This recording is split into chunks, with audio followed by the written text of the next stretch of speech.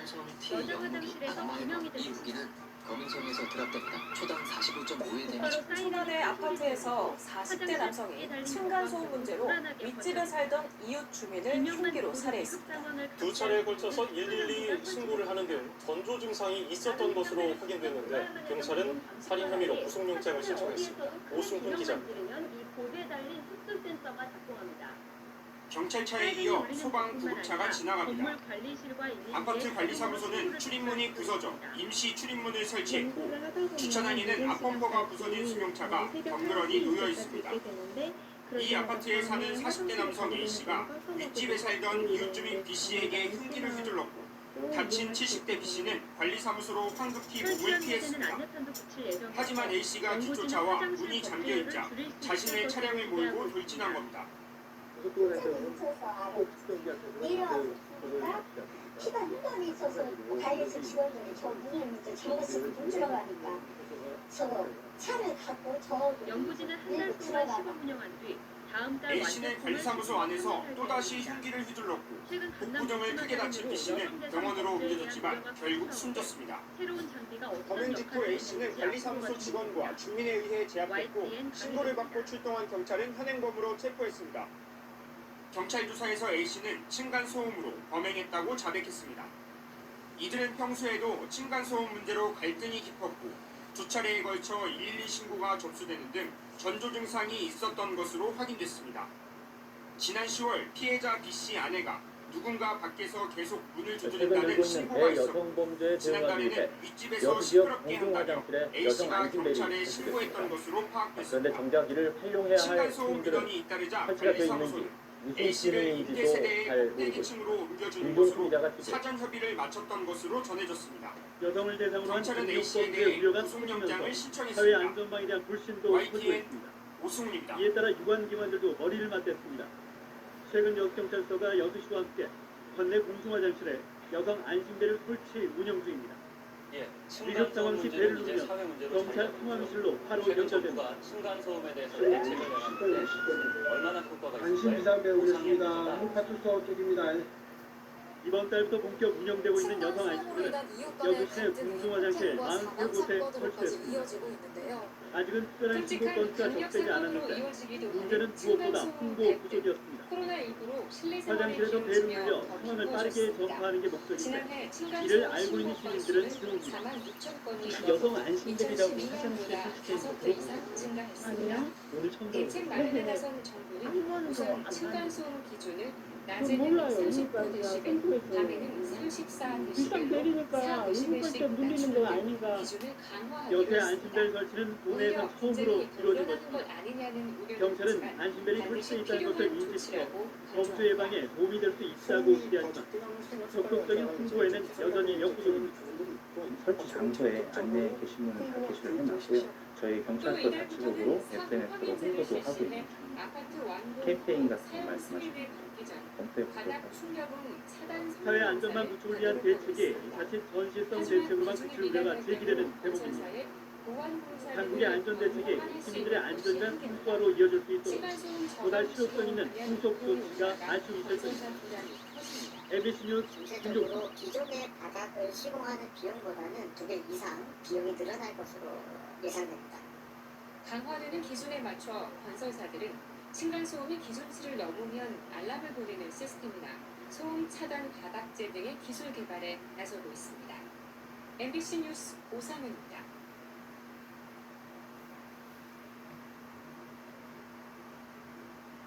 지하철 승강장에는 겨울철에는 층간소음이 특히 예민해지는데요. 아무래도 실내 활동이 늘어나서 미국 상황에서 작동하지 명절 않는 때가 되면 층간소음 갈등이 경우는 달라집니다. 수행력을 어느 정도인지 비디오 분석을 해줍니다. 대학생 고모 씨는 어제 오후 수원역 지하철 승강장에서 50대 남성으로부터 도움을 요청받았습니다. 어지러워 쓰러질 것 같으니 연구원을 불러달라는 부탁이었습니다. 마침 승강장 벽에 붙어있는 비상벨을 확인한 고 씨는 곧바로 버튼을 눌렀지만 아무 반응이 없었습니다. 지난해 기준으로 보면 치료라는 민원이 16건이었지만 19건은 102건으로 피해 호소가 제로 다른 비상벨 역시 똑같이 작동을 하지 층간소음 않아 권위는 영무원한테 뛰거나 걷는 소리가 절반 이상으로 가장 조치를 취할 수 많았고 있었습니다. 망치질과 가구풀기, 아무것도 아니고 반려동물 집에 소리등의 피해를 입혔습니다. 영무원분께 직접 피해를 말씀드리고 호소한 세대는 아래층이 70% 가까이를 기록해 압도적으로 많았습니다. 위층이 민원을 제기한 경우도 25% 가까이 나타나는데 루터 스피커 설치 등 아래층의 우복 소음으로 고통을 겪고 있는 것으로 조사됐습니다. 승객들이 서울시는 비상구역을 설 연휴 가족들이 모일 경우 층간소음 문제가 심해질 수 있다며 주의를 당부했습니다. 특히 가족 모임이 있으면 미리 이웃에게 알려 양해를 구할 것을 제안했습니다. 이와 함께 층간소음 갈등이 일어났을 때 이웃에 직접 항의하기보다는 관리사무소 등 제3자의 중재를 요청해야 한다고 서울시는 강조했습니다. KBS 뉴스 김준수입니다.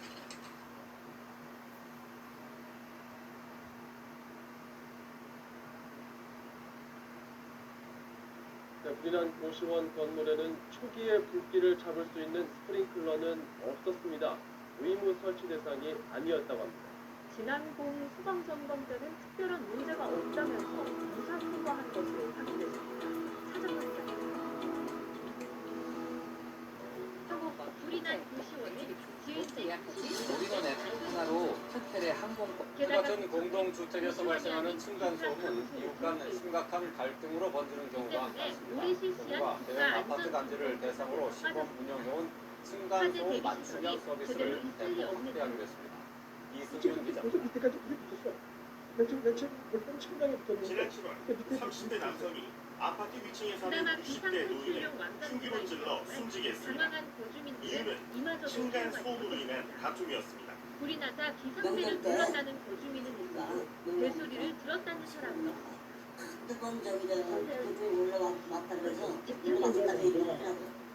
이처럼 층간소음으로 인한 환경 분쟁 살인 2010년 25건에서 2014년 55건으로 급증하는 추세. 이 문제가 사회 문제로 떠오르자 정부가 500가구 이상 대규모 아파트 단지를 대상으로 층간소음 맞춤형 서비스를 내년부터 130개 단지로 확대하기로 했습니다. 층간소음 맞춤형 서비스는 주민들의 층간소음 분쟁 자체 해결을 돕는 서비스입니다. 1단계로 관리실과 경비직원, 입주자 대표에게 층간소음 관리 계약을 안내하고 층간소음 관리위원회를 구성하게 합니다. 자체적 해결을 권하는 이유는 강제 기준을 마련하면 이웃 간 갈등이 커지고 범죄자를 양산할 우려가 높기 때문입니다. 2단계로 층간소음 관리위원회, 민원 처리 절차와 소음 측정 방법을 교육합니다. 현재 층간소음의 법적 기준은 낮에는 43dB, 밤에는 38dB입니다. 3단계로 입주민과 아파트 단지 어린이집을 대상으로 층간소음 저감 교육을 실시합니다. 층간소음 원인 중 70% 이상이 아이들의 뛰는 소음으로 조사되기 때문입니다. 앞으로는 교사 직무 연수와 유치원 교육에도 층간소음 예방 교육이 추가됩니다. 층간소음 맞춤형 서비스가 도입되는 층간소음 전화 상담 건수는 감소하고 있습니다. 공동주택 층간소음 맞춤형 서비스는 국가소음정보 시스템에서 신청서를 내려받아 층간소음 이웃사회센터 팩스로 접수하면 됩니다. YTN 구승윤 임씨는 전신 3도 화상을 입고 병원에 옮겨졌습니다. 구조 당시 의식이 있었지만 현재는 위독한 상태로 알려졌습니다. 한 소리가 들렸어요. 그러면서 보니까 안에서 불길이 확 올라와. 층간소음 문제로 아파트 위층에 사는 부부를 살해하고 그 부모까지 다치게 한 혐의로 재판에 넘겨졌던 30대에게 무기징역이 선고됐습니다. 피고인은 정신적인 문제가 있는 상태에서 범행을 저질렀다며 선처를 구했지만 재판부는 받아들이지 않았습니다. 보도에 김옥선. 지난해 9월 전남 여수의 한 아파트에서 벌어진 이른바 층간소음 살인 사건. 층간소음 문제로 시비 끝에 윗집 부부를 살해하고 함께 있던 이들의 부모에게도 흉기를 휘둘러 충격을 줬습니다. 살인을 저지른 36살 정모 씨에 대해 재판부가 무기징역을 선고했습니다. 광주지방법원 순천지원 제1형사부는 범행 수법이 극도로 잔인하고 숨진 부부의 자녀들이 한꺼번에 부모를 잃게 되는 등 범행 결과도 참혹하다며 양형 이유를 설명했습니다. 재판부는 또 장 씨에게 20년간 위치 추적 전자장치를 부착하라는 명령을 내렸습니다. 장 씨는 범행 직후 스스로 112에 신고한 점을 내세워 자수감경 적용을 주장하기도 했지만 재판부는 이미 피해자의 신고가 접수된 상태여서 자수로 볼 수 없다고 밝혔습니다. 사물 변별 능력이 없는 심신상실 또는 미약 상태에서 범행을 저질렀다는 주장 역시 받아들여지지 않았습니다. 검찰이 구형했던 사형이 아닌 무기징역형이 내려진 데 대해 유족은 반발했습니다. 발상을 시키고 대한민국 최고 법정의 형벌을 적용을 해야 된다고 봅니다. 법이라는 질서를 방어좀 세워줬으면 좋겠고 검찰은 판결문을 분석해 항소 여부를 결정할 방침입니다. KBS 뉴스 김호입니다. 이남성은 범고되기 2시간 전 강릉시 중문진항의 방파제에서 지 54살 김모 씨를 흉기로 찌른 뒤 달아난 혐의를 받고 있습니다. 피해자는 인근 병원에서 치료를 받다 숨졌습니다. 경찰은 용의자의 혐의가 확인되는 대로 구속영장을 신청할 방침입니다. 오늘새벽 2시쯤 제주도에서 아파트 6층에서 원인을 알 수 없는 소리가 났습니다. 이 아파트에 살던 11살 김모 씨가 아파트 인근 주차장에서 떨어져 숨진 채 발견됐습니다. 경찰은 화재 진압 과정에서 사고가 것으로 보고 있습니다.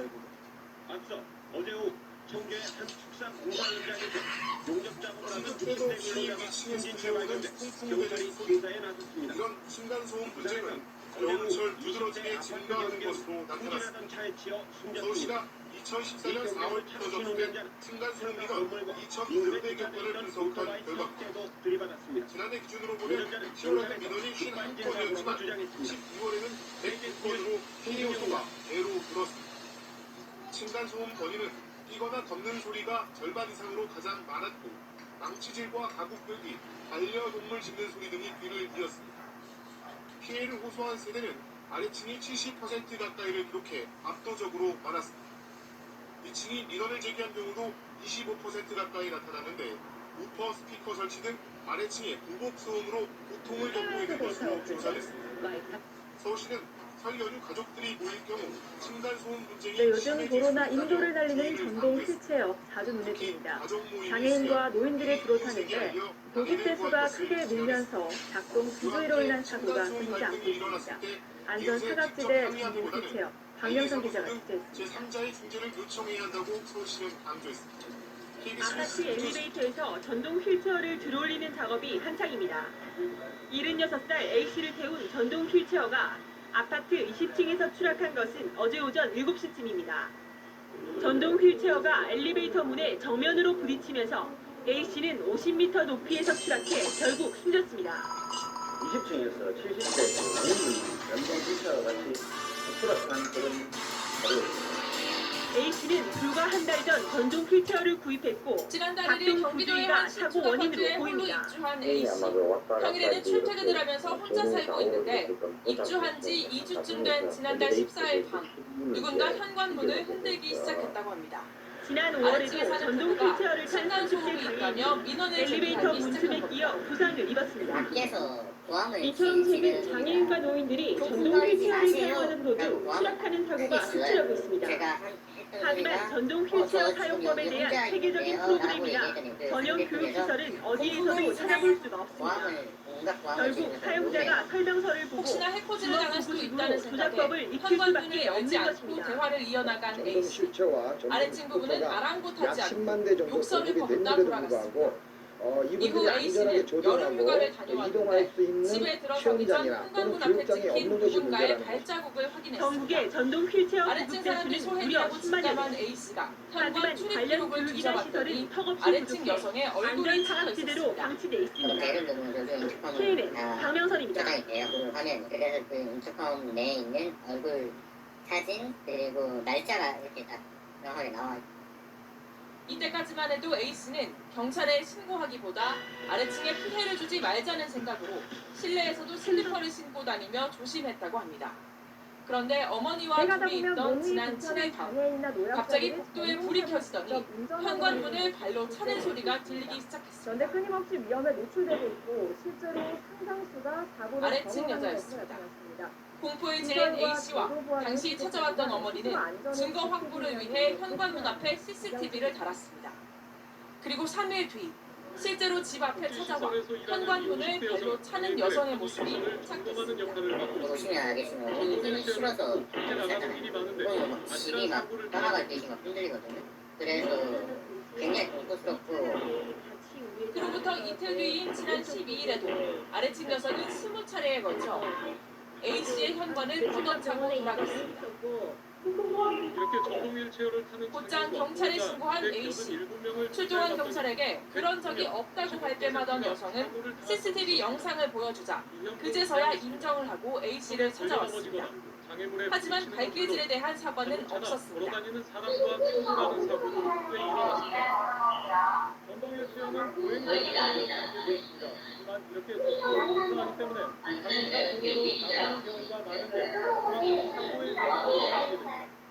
아래층 여성은 당시 경찰에게 이제 현관문을 발로 차지 않겠다고 했지만 A씨는 공포에 떨고 있습니다. 사건을 접수한 경찰은 조만간 아래층 여성을 소환해 정확한 사건 경위를 조사할 예정입니다.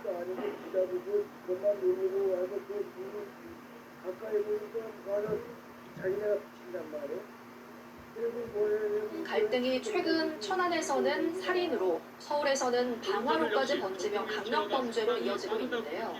단순한 이웃 간의 갈등으로 보는 게 아니라 층간소음 특별법을 제정해 시공사의 책임을 묻거나 예방대책도 지금보다 강화해야 한다는 목소리가 커지고 있습니다. 대전문화방송 김성국 기자의 보도입니다. 천안에서 윗집 난방기 공사가 시끄럽다며 40대 남성이 70대 이웃을 흉기로 살해한 사건. 지난 4월 서울 봉천동에서는 60대 남성이 층간소음으로 수년간 갈등을 겪다 이웃집에 불을 질러 본인이 숨지고 6명이 다쳤습니다. 대전에서도 지난 7월 60대 남성이 이웃에게 끓는 식용유를 끼얹는 등 층간소음이 강력범죄로 이어지고 있습니다. 최근 3년간 한국환경공단 층간소음 이웃사회센터에 접수된 신고만 약 11만 건. 층간소음으로 발생한 살인, 폭력 등 5대 강력범죄는 지난 2016년 11건에서 2021년 110건으로 5년 새에 10배 급증했습니다. 이거는 개인 간 다툼이나 갈등 수준이 아닌 만큼 지난 4월 시공사에도 책임을 묻는 층간소음 특별법 입법 요구가 나왔습니다. 아파트 등 공동주거시설을 새로 지을 때 층간소음 전수조사를 의무화하고 소음 기준치를 초과해 준공허가가 나지 않으면 지연에 따른 피해를 시공사가 배상하도록 하는 내용입니다. 사고가 터진 다음에 민원이나 분진규정으로 땜질하는 게 아니라 아예 처음부터 제대로 지어서 갈등을 줄이자라는 그 근본적인 예방이라는. 현재 층간소음 문제가 발생하면 관리사무소와 경찰, 분쟁조정기구 등에서 중재에 나서지만 경고 수준에 불과합니다. 관리사무소가 즉각 분리할 수 있도록 신속한 절차를 마련하고 경찰도 층간소음 대응 지침을 만들어 선제적으로 개입해야 한다는 지적도 나옵니다.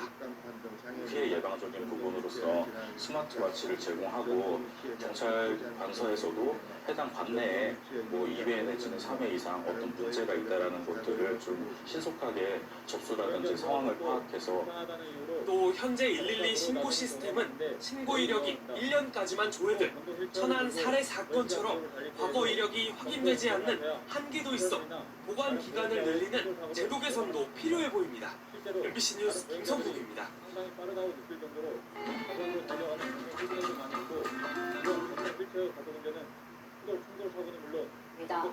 경찰은 층간소음 문제로 인한 갈등이 범행으로 이어진 걸로 보고 있습니다. TJ 김철진 기자입니다. 관리사무소 유리문이 통째로 뜯겨 산산조각 났습니다. 깨진 유리조각과 파편 사이 핏자국이 남아있습니다. 오늘 오후 2시 반쯤 천안시 섭구 쌍용동의 한 아파트 단지에서 40대 남성 A씨가 이웃을 흉기로 찔러 살해했습니다. A씨는 보일러 보수공사 소음 문제로 윗집을 찾아 70대 남성 B씨와 다투다가 주머니에 있던 흉기로 B씨를 찔렀습니다. 근데 이렇게 하다 보면 그쪽을 뜯어내야 돼요. 소리가 났을 거 아니야. 또 저울로 와서 옥시같이 해가지고 차를 뒤에 대는 거지.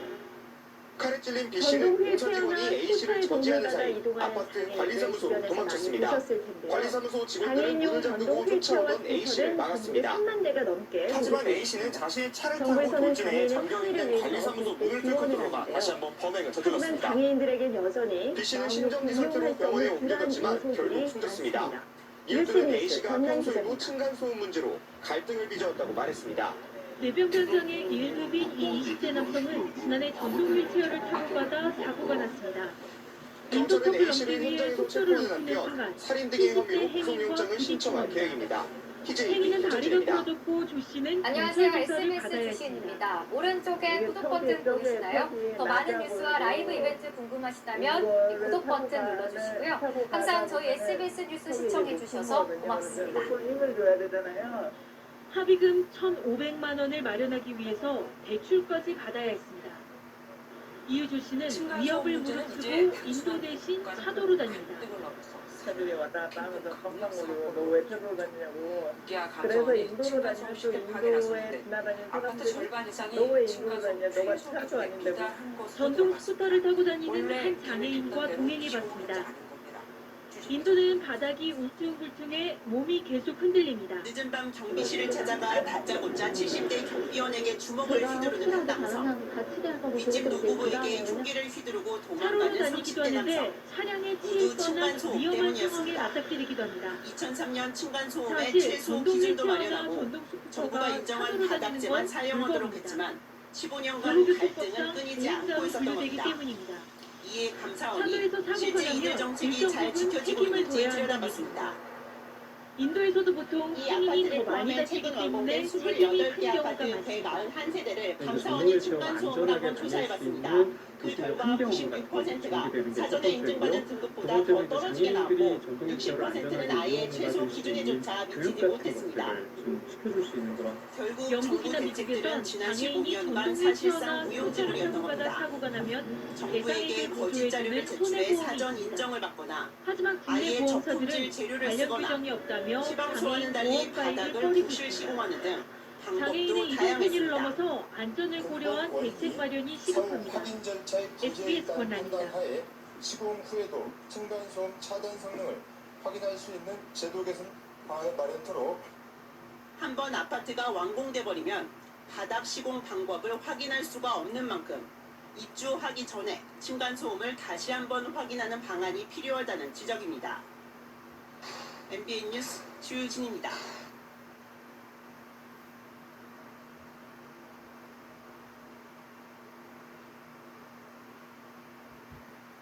네, 설 연휴를 맞아 오손도손 온가족 모임분들 많으실 텐데요.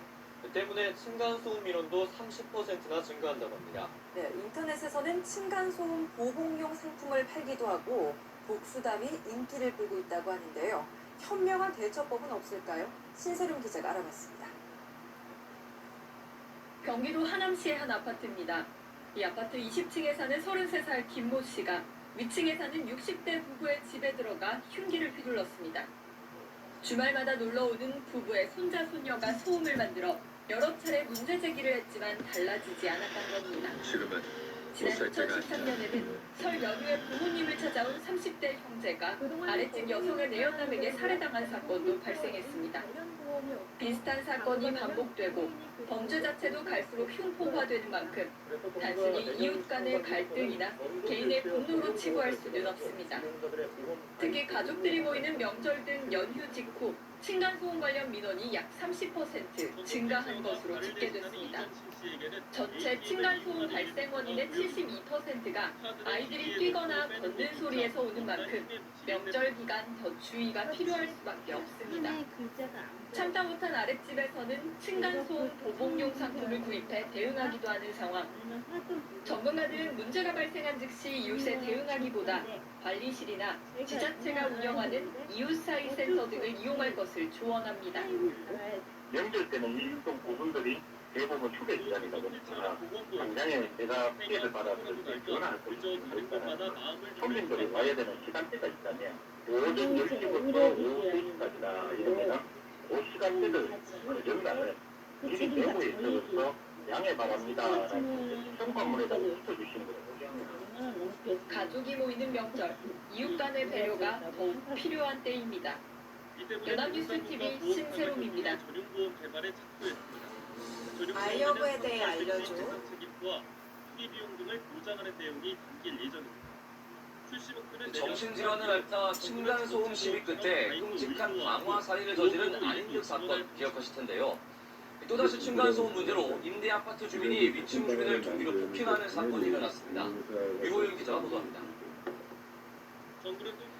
지난달 26일 저녁 이 임대 아파트에 사는 ACG 현관문을 누군가 거칠게 두들겼습니다. 바로 아래층에 사는 50대 남성 김모 씨였습니다.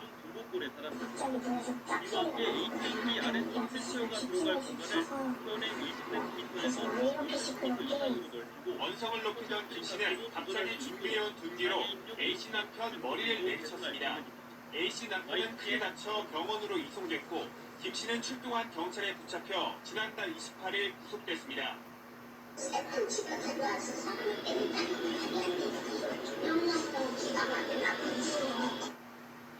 복잡한 사고에서 아슬아슬하게 달리는 장애인 전동 휠체어는 그러다가 사고 나서 걱정이 됐는데 실제로 자동차에 부딪히는 건 사고가 아닙니다. 왜 전동 휠체어들이 차도로 내몰리고 있는가? 이동길 방법을 서울의 한 이면도로 전동 휠체어가 고장나 멈춰섰고 차들이 휠체어 바로 옆을 지나갑니다. 위험한 상황이 90분간 계속되면서 경찰이 출동했지만 100kg이 넘는 휠체어 무게 때문에 쉽게 옮기지 못하고 결국 경찰차에 밧줄로 묶어 끌고 갑니다. 그러나 국가인권위는 반대 의견을 내놓았습니다. 입법 목적은 정당하지만 부산 사상구의 도로 주민의 우회전하던 차가 차도를 달리던 전동 휠체어를 미처 바람직하지 피하지 않다는 못하고 취지입니다. 들이받고 갑니다. 전동 휠체어가 화물차 옆에서 아슬아슬 조기 운전을 하는 모습이 인터넷에 올라옵니다. 전동 휠체어는 보행자로 규정돼 인도로만 다니도록 위협적인 이웃 주민으로부터 장애인들은 보호받아야 할 권리와 임대주택에서 쫓겨나지 왜 않고 그런지 살 수 있는 인도로 권리 나가봐 사이에 균형을 갖춘 대책이 울퉁불퉁한 필요해 일이 보입니다. 이루어지더니 KBS 턱에 뉴스 걸리는가 조입니다. 합니다. 곳곳에 장애물이 나타나 앞을 가로막습니다. 차도로 가야지. 인도가 아니라.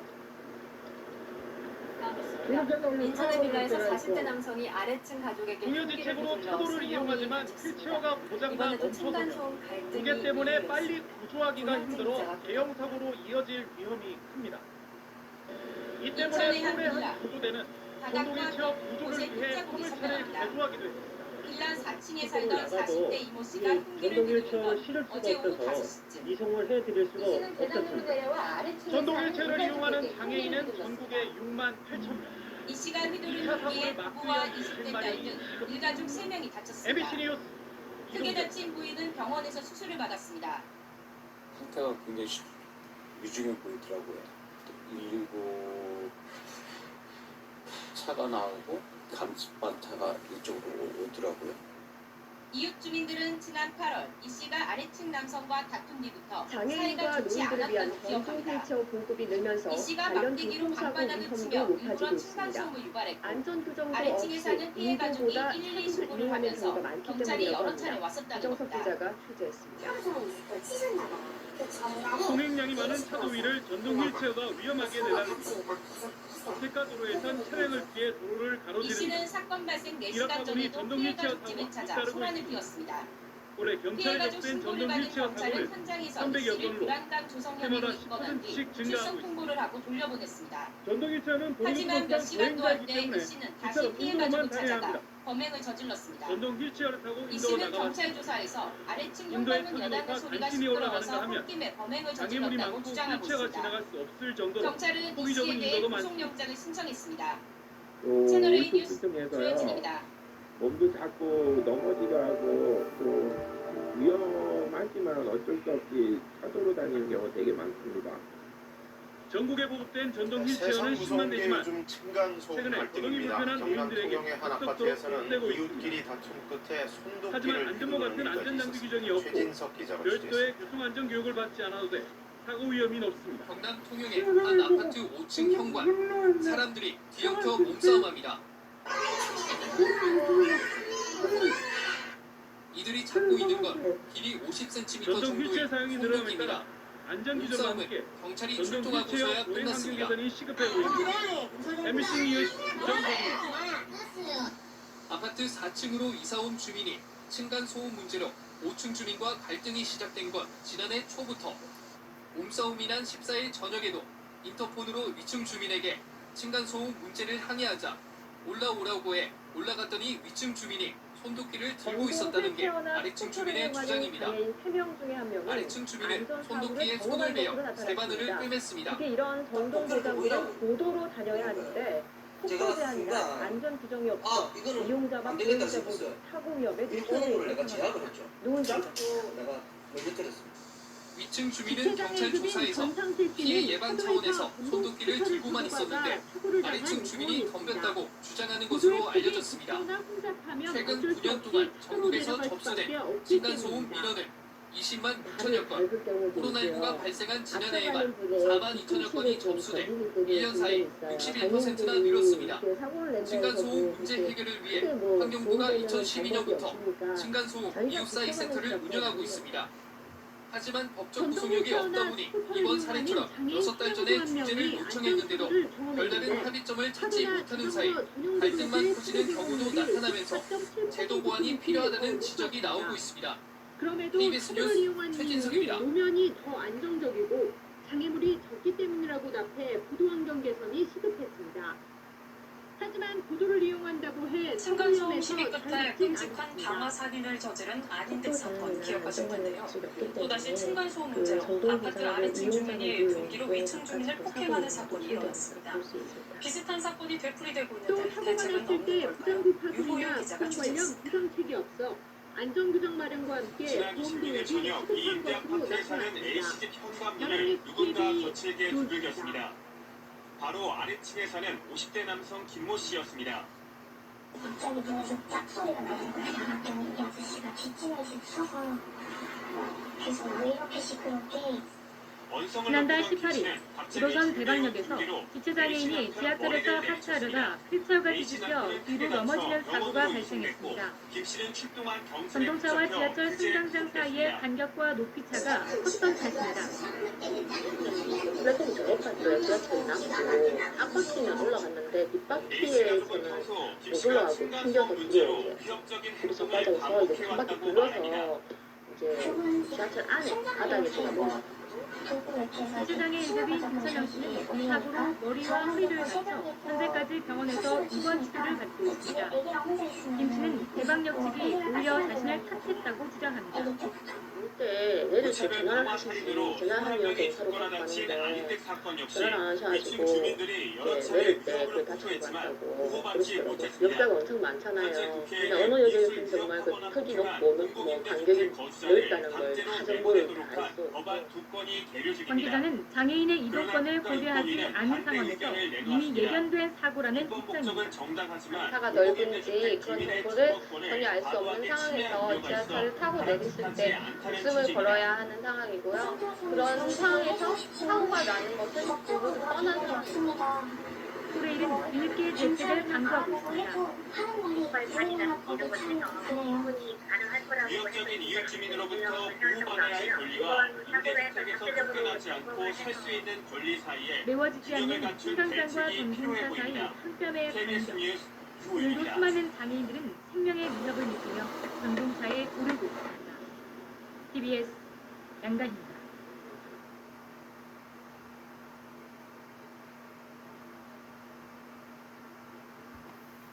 전동 휠체어는 거동이 불편한 사람들에게 꼭 필요한 이동수단입니다. 그런데 인도의 장애물과 폭이 많아 다니기 쉽지 않고 큰 사고로 이어지는 경우도 많습니다. 최영 기자가 보도했습니다. 결국 부부는 사건 현장에서 사망하고 고속도로를 말았습니다. 달리던 한 대형 화물차가 갑자기 중앙선을 넘어 지나갑니다. 화물차가 비켜간 건 도로 한편에 고꾸라지게 넘어져 있는 전동 휠체어입니다. 휠체어에 탄 탑승자는 옴짝달짝 가지 못합니다. 얼굴을 아스팔트 완전히 깔렸더라. 그냥 소리도 못 치는 지경도. 상한 사람 같으면 바로 자기가 털 일어날 수도 있고. 전동 휠체어가 넘어졌던 충남 포산의 한 인도입니다. 이렇게 맨홀 뚜껑이 솟아나와 있고 손으로 바닥이 뜯겨집니다. 끔찍한 사건입니다. 인도가 고르지 못해 전동 휠체어가 중심을 잡지 못하고 차도로 쓰러진 겁니다. 어떻게 된 건가요?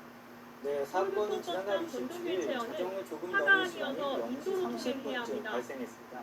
경남 여수에서 30대 남성 정모 씨가 아파트 위층 이웃을 찾아가 흉기를 휘두른 건데요. 무차별적인 흉기 난동에 40대 부부가 사망하고 60대인 할아버지 할머니도 중상을 입었습니다. 10대 자녀들은 방 안에 숨어 있었기에 목숨을 건질 수 있었습니다. 피의자 정 씨는 5년 전부터 피해 가족과 층간소음 문제로 갈등을 겪고 있었습니다. 3개월 전 흉기를 미리 준비했고 현장이 열리자마자 흉기를 휘둘렀다는 점에서 경찰은 계획범죄 무게를 두고 수사하고 있습니다. 네, 아이들 충격이 정말 심할 것 같은데 다른 이유들 가장 많으니까 층간소음이 그렇게 심했던 건 아니라고 과정에서 장애인에 대한 배려가 필요하다는 지적이 나옵니다. 저지를 정도면 JTBC 갈등의 좀 최하은입니다. 깊었다고 볼 수 있었을 텐데요. 정작 다른 이웃들과 피해자의 지인은 정 씨가 작은 소음에도 민감하게 반응했다고 말하고 있습니다. 직접 들어보시죠.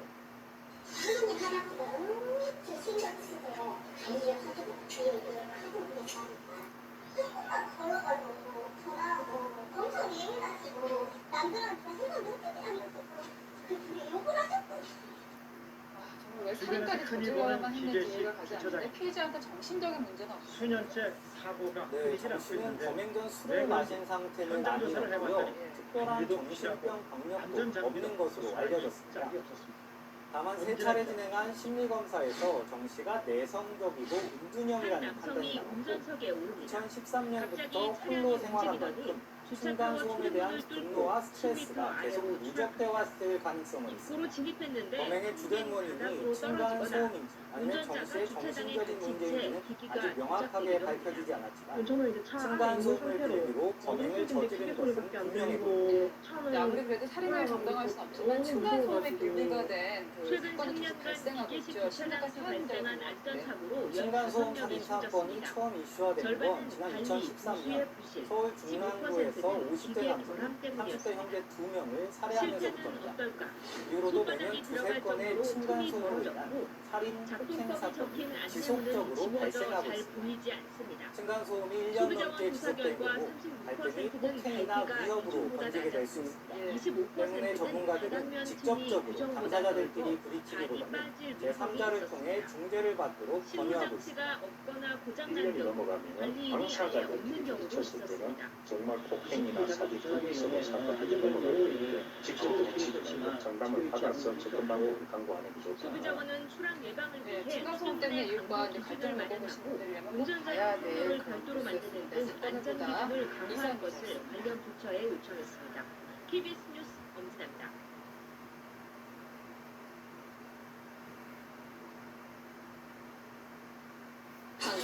반가 1년에 딱 한 번 역대급 혜택 코웨이 테스타. 서울 강남구 개포동에 있는 한 아파트입니다. 지난 6월 28일 새벽 이 아파트 주민 45살 남성 A씨가 옆집에 살던 남성을 살해했습니다. 이유는 소음으로 인한 갈등이었습니다. 방음이 약한 아파트에서 이웃관계였던 두 사람은 약 7년 전부터 평소에도 소음 문제로 지속적으로 다툼을 벌여왔습니다.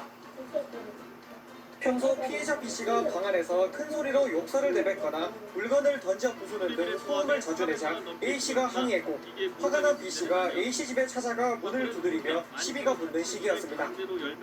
갈등이 심해지면서 폭행 시비로까지 이어졌고 서로 상대방을 경찰에 신고하기도 했습니다.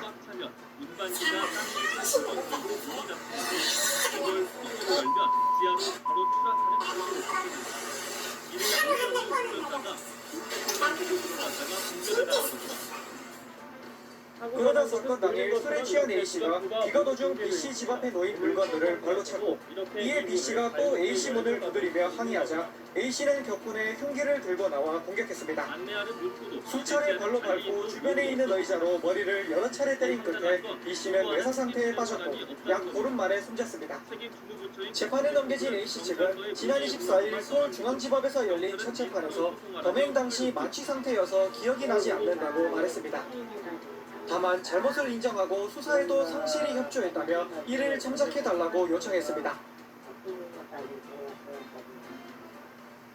관계 당국이 책임을 미루고 관리자들이 안이한 대응을 하는 사이 오늘도 아찔한 발밑불안은 계속되고 있습니다. 층간 소음 문제로 갈등을 빚던 이웃 사이에 흉기 난동이 벌어졌습니다. 연립주택에서 아래층 남성이 위층 여성에게 흉기를 휘둘러 안전 점검한 지 한 달 된 기계식 주차장에서 차량이 바닥으로 추락하는 사고가 났습니다. 하나하나인 허술한 안전관리와 점검 규정 사태, 오래된 기계 주차장은 안전에 악약지대가 되고 있습니다. 강석 기자입니다. 어젯밤 10시쯤 전북 군산의 한 연립주택에서 차량 한 대가 안남원의 도움을 받아 2층에 사는 30대 여성에게 들어갑니다. 흉기를 휘둘렀습니다. 운전자는 내리고 건물 주인에게 차만 층간소음을 엘리베이터에 해결해달라는 지하로 A씨 내려갑니다. 아내의 말에 위층 그런데 여성이 찾아와 갑자기 항의하자 대문이 이를 울리더니 지켜본 A씨가 집안에서 흉기를 들고 나와 휘두른 겁니다. 차가 좌우를 들이받다가 바닥으로 추락합니다. A씨는 경찰 조사에서 위층 주민이 시끄럽게 놓고 때려짜져서 화가 나 범행했다고 진술했습니다. 여성이 위층으로 이사 온 지난해 말부터 층간소음 문제로 갈등을 빚어왔고 2002년도에 제작된 주민이 경찰에 신고한 기계입니다. 일도 있었습니다. 지난달 정기 점검을 받은 지 불과 한 달 만에 차량 추락 사고가 발생했습니다. 흉기는 피해자는 병원에서 치료를 받고 있으며 생명에는 지장이 없는 것으로 알려졌습니다. 경찰은 A씨에 대해 살인 미수 혐의로 구속영장을 신청했습니다. KBS 뉴스 확실한 기계식 주차장 안전 점검 방법이 문제였습니다. 모든 다음 뉴스입니다. 연립주택의 아래 윗집이 층간소음 문제로 다투다가 또 살인 비극이 벌어졌습니다. 이런 비극을 막기 위한 제도가 없는 건 아니지만 근본적인 해결책은 되지 못하는 것 같습니다. 선영한 기자가 취재했습니다. 어제 저녁 6시 반쯤 서울 동작구의 한 연립주택 2층에서 48살 이모 씨가 아랫집 사는 40살 허모 씨 보자에게 흉기를 휘둘렀습니다. 당시 2층 이 씨 집에는 주민 13명이 모여 반상회를 하고 있었는데 층간소음 문제로 허 씨 가족과 다투던 이 씨가 갑자기 흉기를 휘둘렀습니다. 허 씨가 숨졌고 67살 허 씨 어머니는 중태에 빠졌습니다. 소음 들린다고 서로 이제 의견 다툼이 있을 때 싹싹 튀어나가더니 북쪽에 가서 칼을 2개를 갖고 오더라고요.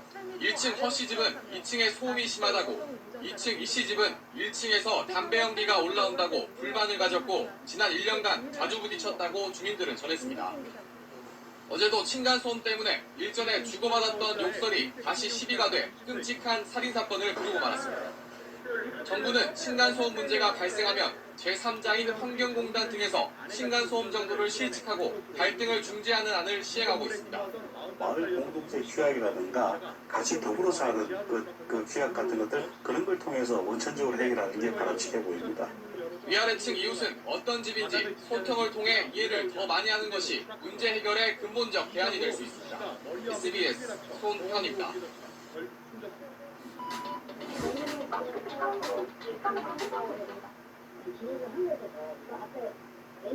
층간소음 문제는 어제 오늘 일이 아닌데요. 소음으로 인한 이웃 간의 갈등이 폭력과 같은 큰 사건으로 이어지고 있는 만큼 대책 마련이 시급한 상황입니다. 김서영 기자가 취재했습니다. 주차하던 승용차가 추락해 운전자가 숨지는 등 지난 26일 광주의 한 아파트에서 주민이 이웃을 둔기로 폭행하는 사건이 발생했습니다. 밤늦게 들리는 음악 소리에 화가 난 주민이 소음을 내는 집 앞에서 만난 남성에게 자초지종도 묻지 않고 폭력을 휘둘렀습니다. 하지만 폭행을 당한 사람도 소음 때문에 화가 나 항의를 하러 찾아간 또 다른 이웃 주민이었습니다. 한 명이 숨지고 2명 10시, 11시까지도 계속 크게 된 거예요. 그래도 충분히 이제 와가지고 서울 강동구의 한 병원 기계식 주차장 119 구조대원들이 주차장 지하로 구조용 물가스를 내려보냅니다. 드디어 60대 남성이 주민들은 오랫동안 시끄러운 소음에 시달려온 것으로 드러났습니다. 68살 김모 씨로 1년여 동안 계속된 소음에 경찰에 신고도 여러 차례 했지만 밤마다 들리는 음악은 여전히 그치지 않았습니다. 씨가 추락했다는 사실을 처음엔 알지 못했다가 사고 발생 2시간 만에 발견해 뒤늦게 119에 신고했습니다. 구조된 김 씨는 근처 대형 병원으로 이송됐지만 끝내 숨졌습니다.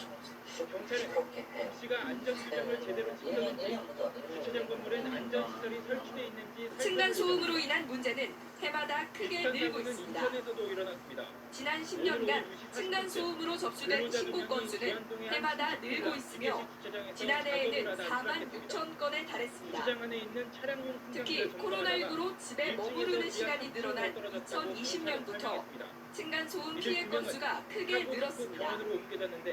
소음으로 인한 이웃 간의 갈등으로 사건 사고가 이어지고 있는 만큼 대책 마련이 시급합니다. KBC 김서영입니다.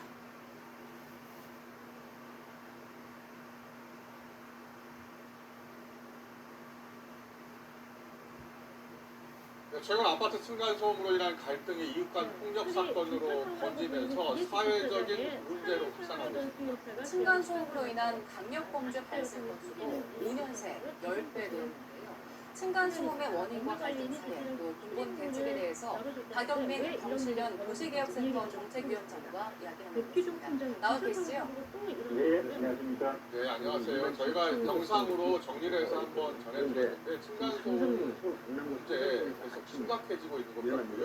여러 가지 민원이 많이 제기되고 있나 봐요. 어느 정도 수준입니까? 본인의 차를 가지고 2015년에 약 1만 건, 2017년에 2만여 건으로 그다음에 그 민원이 자동차 승강기가 올라왔다가 그다음에 들어갔단 말이에요. 근데 그대로 2022년에 4만 6천 원 문제는 관리는 이 승강기, 자동차 승강기가 올라올 거로 예상하고 올라오지 않고 그러니까 결국 생활 시간이 늘어나서 이 부분은 좀 불분명한 것으로 판단하지 않는다.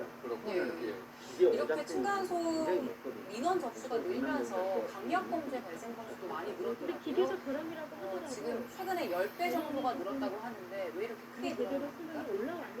사실 이 통계는요, 그 경실련이 세계적 국가시험으로 받은 자료를 분석을 해서 최근 5년간의 층간소음 관련 형사 사건 해결 자료를 분석한 결과입니다. 그래서 2016년 11건에서 2021년 110건으로 10배 정도 증가했는데 전에 말씀드린 코로나19 영향하고 재택근무 시간 연장, 그다음에 층간소음 그런 노출 시간이 많고 그다음에 거기다가 요즘 경제가 좀 어렵게 되면서 그 심리적 요인들까지 복합적으로 작용하지 않았나 그렇게 생각됩니다. 그렇겠네요. 예. 층간소음이라는 게 워낙 다양하니까요. 발걸음 소리도 층간소음일 수 있을 것 같고 쿵쿵거리는 큰 소리도 층간소음일 것 같고 어느 정도 기준이 있는 겁니까? 전체 통계 2만 7천여 건 중에서 민원의 주 소음으로 뛰거나 이제 걷는 소리가 18,000여 건, 전체 68%로 가장 많았습니다. 그래서 이 민원의 그 소위 말하는 발망치라고 하는 이제 걷는 소리가 가장 큰 민원의 요인이고, 나머지는 이제 가구 끄는 소리라든가, 무등 개폐하는 소리, 또는 이제 TV 소리, 그런 악기 그런 순서였습니다. 소음 정도 나타내는 데시벨이요? 그것도 기준이 있잖아요. 예, 그렇습니다. 그 층간소음 기준이 있는데요. 두 가지 측면에서 봐야 합니다. 한 가지는 건축물 구조와 관련돼서 바닥 충격은 차단 성능 기준이라는 게 있습니다. 그거는 이제 건축 시에 1등급, 2등급, 3등급, 4등급으로 중량 충격음과 경량 충격음에 대한 차단 성능 기준이 있고요. 그 다음에 주민이 생활을 하면서 직접 충격 소음, 아까 말씀드린 바닥의 그 발망치 같은 그런 충격 소음하고 TV 음향 같은 그런 공기 전달에 대한 각각의 기준들이 있습니다. 발톱 무좀 좀 낫는가 싶더니 다시 재발하는 분들 보세요. 발톱에 서식하는 곰팡이들이 발톱이 아니라 있습니다. 바닥 충격 1등급, 4등급 있고 생활 소음 충격도 있고요. 조금 더 구체적으로 좀 설명을 해주셨으면 좋겠거든요. 바닥 충격 차단 성능 기준은 4등급까지 있는데 1등급이 37dB이야. 37dB. 선생님, 37dB이 어떤 정도의 소음입니까? 사실은 이제 데시벨이라는 게 에너지의 배수값 곱하기 10이기 때문에 어느 정도 된다라는 것은 사실은 37dB이면 일반적인 소음으로는 굉장히 그 적은 낮은 소음이거든요. 거기에서 조용할 때의 소음인데 등급 기준이 이렇게 되다 보니까 특히 바닥 충격 기준은 우리가 수면 중에 일어날 수 있는 그런 소음이기 때문에 전혀 소음을 예측하지 못하고 있다가 노출되는 소음이 있는데 기준이 굉장히 타이트합니다, 사실은. 그리고 2등급은 41, 3등급은 45, 4등급은 49dB 이렇게 바닥 충격은 차단성능 기준이 되고요. 그렇고요. 예, 그다음에 일반적으로 우리가 얘기하는 생활에서 발생하는 층간소음 기준이라는 것은 직접 충격 같은 경우는 1분대가 소음이 주간에는 43dB, 야간에는 38dB. 그다음에 최저 소음도라고 해가지고 소음도의 피크치. 그거는 주간 57dB, 야간 52dB인데 이거는 1시간에 3회를 초과했을 때 기준을 초과한 것으로 보고 있습니다. 이게 그 37dB, 45dB 이렇게 들으니까 확 와닿진 않는데요. 우리가 실생활에서 소음을 들었을 때, 느꼈을 때 실제로 측정해 볼 수 있는 방법이 있습니까? 일반 가정집에서? 가정집은 아니고 소음계로 측정을 하면 되고요. 보통 윗집에서 윗집에 식탁에 탁자를 끈다라고 가정을 하면 그런 정도의 소음이 한 45dB 정도 된다고 생각하시면 됩니다. 바닥을 끄는 소리 45dB 정도 된다. 알겠습니다. 근데 층간 소음 사례가요? 바로 윗집에서 나는 소리로 대부분 알고 있는데 대각선 윗집에서 나는 소음도 영향을 준다면서요? 예, 사실은 뭐 거의 모든 그 소음이 윗집으로 인한 소음이 많은데 전체 총계 중에서 윗집의 소음은 약 전체 민원의 85% 정도 됩니다. 그리고 그다음에 아랫집으로부터 오는 소음도 있고요.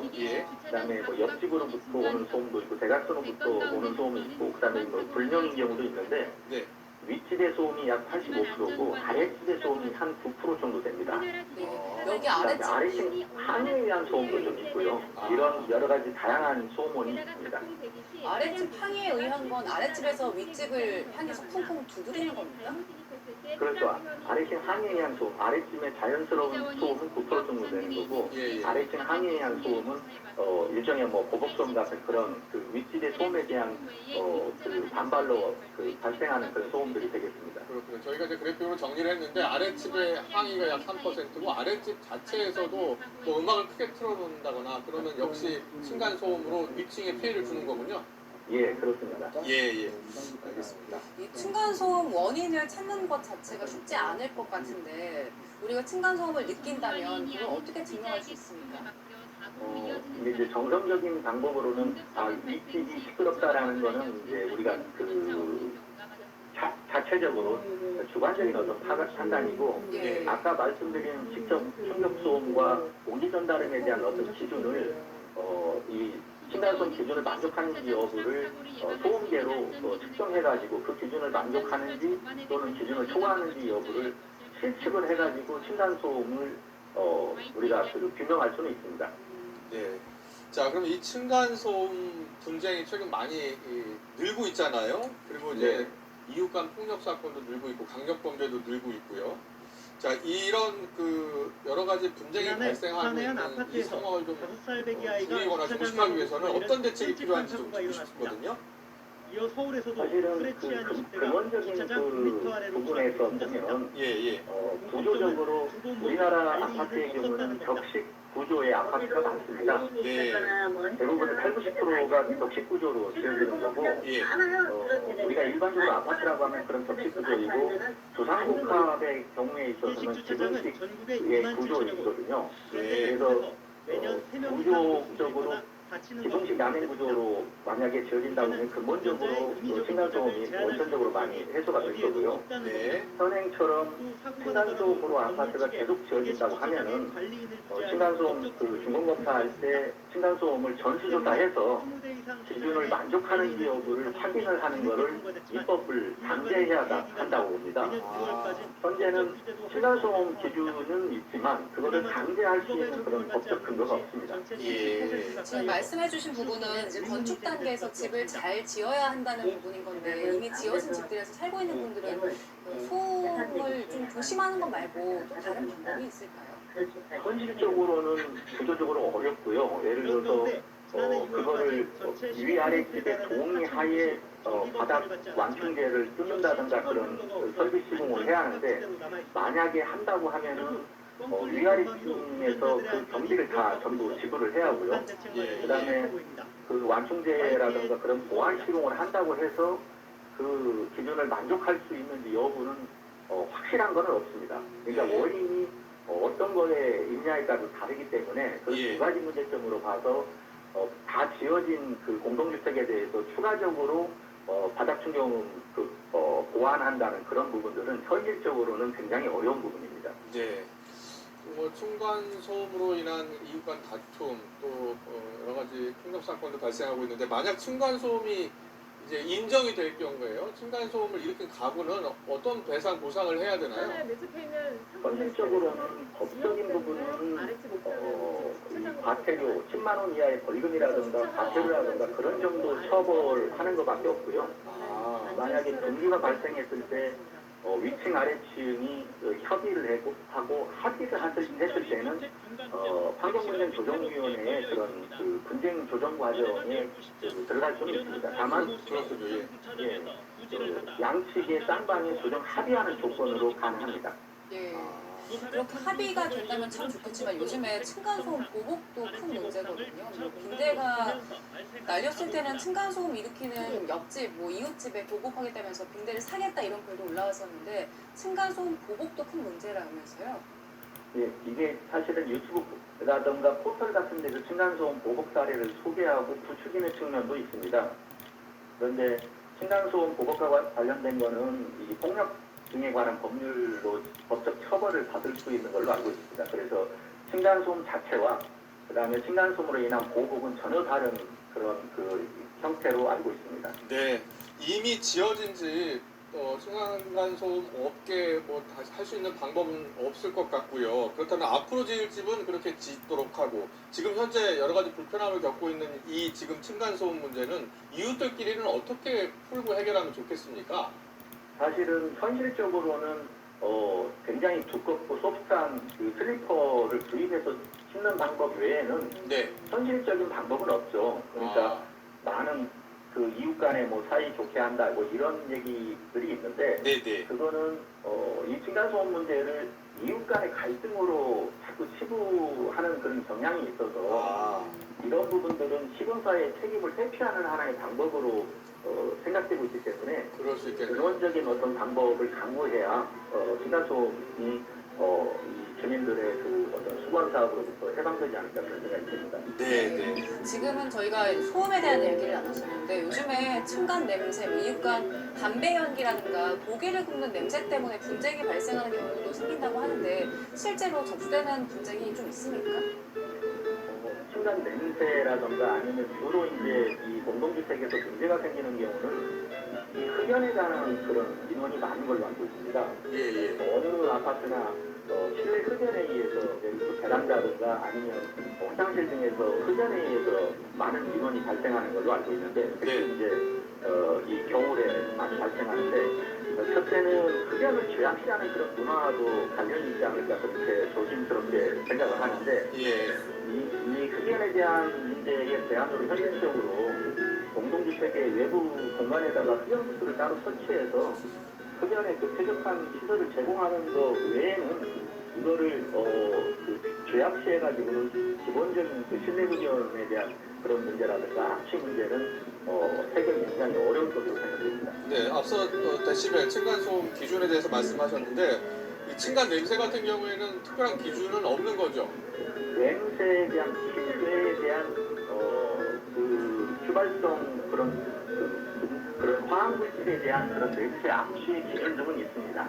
다만 생활과 관련돼서 우리가 자연적인 어떤 생활과 관련돼서 이런 악취에 대한 그런 기준은 없는 걸로 알고 있습니다. 네, 알겠습니다. 여러 가지 지금 층간 소음 관련해서 범죄 증가 그리고 또 최근 사례 그리고 무엇보다도 만들 때부터 참 저희로 층간 소음 없애고 줄일 수 있게 만들어야 되는 게 중요하다는 말씀을 주셨습니다. 박영민 경실련 도시개혁센터 정책위원장과 함께했습니다. 잘 들었습니다. 감사합니다. 알려고에 대해 알려줘.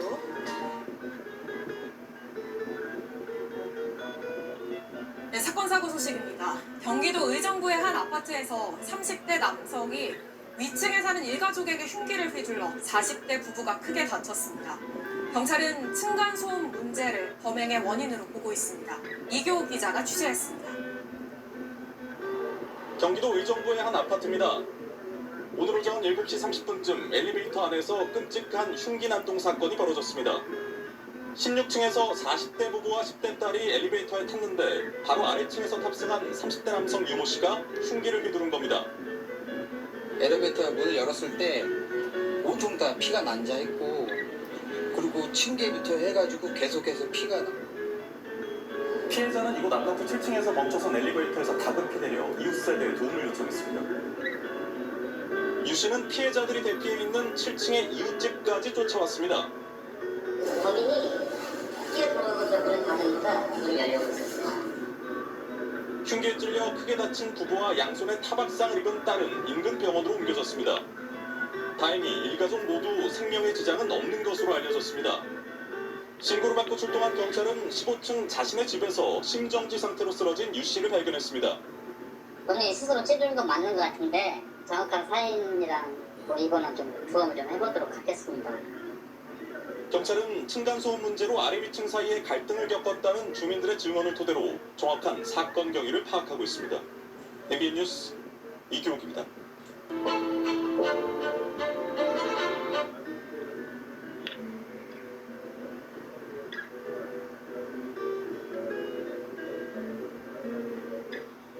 지난달 28일 경남 사천시 다가구 주택에서 일어난 이웃 주민 살인 사건.